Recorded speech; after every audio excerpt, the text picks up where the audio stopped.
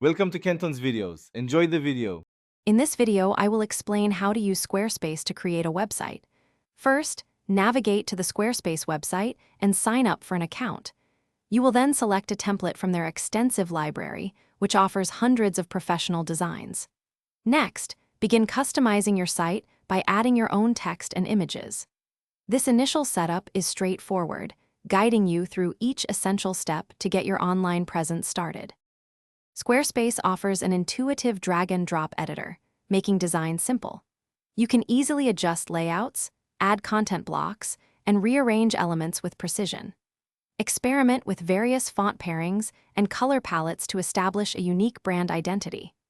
Remember to upload high-resolution images and videos to ensure your site looks polished and professional across all devices, enhancing user experience significantly. Now, let's enrich your website with dynamic content and powerful features. Squarespace allows you to integrate e-commerce functionalities, enabling you to sell products or services directly. You can also create a compelling blog to share insights and engage your audience. Seamlessly connect your social media accounts, expanding your reach and fostering community around your brand.